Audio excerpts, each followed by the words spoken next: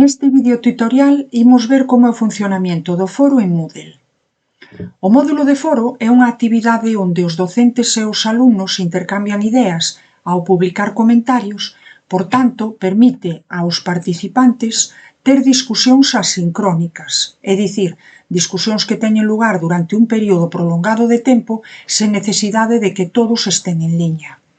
Os foros teñen moitos usos, pois, por exemplo, podemos consideralo como o espacio social para que os alumnos a principio de curso se coñezan, ou ben o panel onde eu colocaría os avisos do meu curso. Para iso faría un foro de noticias con suscripción forzada. Ou simplemente un lugar de axuda onde os titores e os estudantes poidan intercambiar opinións ou resolver dúbidas. Imos entón dar comezo ao noso foro. O primeiro que temos que facer é, na roda dentada, activar a edición no noso curso.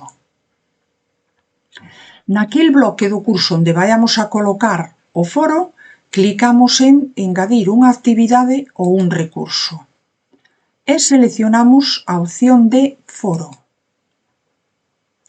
Imos establecer agora unha configuración básica para un foro. Que nome lle asignamos? Pois dúbidas do tema 1, por exemplo. Unha pequena descrición, se quixéramos, e indicar que tipo de foro é o que estamos a crear. O foro onde cada persoa comenta un debate vai a permitir que cada participante poida formular un único tema de discusión e o resto van poder responder. No foro de pregunta e resposta, os alumnos deben dar os seus puntos de vista á pregunta que formulou primeiro o profesor, e para poder ver os comentarios do resto dos compañeiros teñen primeiro que responder. Un foro estándar para uso xeral será aquel foro aberto no que calquera pode comezar un novo tema de debate no momento que considere oportuno. Logo temos tamén un foro estándar que ten un formato semellante ao dun blog dos que atopamos en internet. E por último, un debate simple e único será aquel onde o profesor formula o tema de discusión que vai a ser único e o alumnado pode responder ao mesmo. No noso caso, imos crear un foro estándar para uso xeral.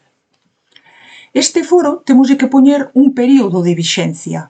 Daquela, imos a disponibilidade, activamos as dúas opcións e indicámoslle a data desde cando o alumno vai poder participar no foro ata cando vai a poder participar. Imos supoñer que o tema que estamos estudando deu comezo o día 5 de novembro e imos a rematalo o día 10. Durante estes días, o alumno pode entrar ao foro, facer as súas aportacións ou mirar as dos compañeiros.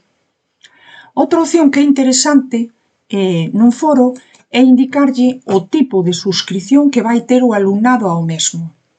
Así temos. Na suscripción opcional, inicialmente inicialmente o alumnado non está matriculado no foro, é el o que decide en que momento quere estar. A suscripción forzada é aquela onde o profesor obriga a que todos os usuarios están suscritos, pero non van ter a posibilidade de darse de baixa. Cunha autosuscripción, o profesor deixa inicialmente suscritos a todos os alumnos, pero dálles a posibilidade de que se dean de baixa cando o desexen. E por último, nunha suscripción desactivada, o profesor non vai permitir que ningún alumno se suscriba ao foro. No noso caso, vamos a establecer unha suscripción forzosa, todos os alumnos van a estar matriculados e non van poder darse de baixa. Se o foro quero que sea avaliado, se quero puntualo, se quero calificalo, tanto en cualificación do foro indicaríalle como vai a cualificarse e en puntuación o sistema de puntuación que vou a seguir. E por último, podemos establecer restriccións de acceso ao foro, igual que xa comentamos nun videotutorial anterior. Unha vez creado, gardar e volver ao curso. E xa temos creado o noso foro de dúbidas do tema 1. Desactivo a edición e imos a supoñer que entra un alumno. Entón, vou cambiar o rol a estudante. Isto sería o que ve o alumno cando entra ao curso. Iría ao foro de dúbidas do tema 1 e quere establecer a súa primeira dúbida, engadir un novo tema de debate. Pois o alumno ten unha dúbida sobre resolución da ecuación 3, por exemplo. Non entendín como foi o procedemento para resolver a ecuación 3. Comentar no foro e pasaría este tema, aquí está, dentro do noso foro. Se nos fixamos aquí arriba, di que temos aínda 30 minutos para facer calquer cambio, por se vira algún erro ou o que fora. Volvemos ao curso e vamos a supoñer agora que alguén quere darlle pois unha solución á pregunta. Iría a dúbidas do tema 1, ve a dúbida, clica nela e iría a responder. Pois fixemos e comentar no foro. Listo.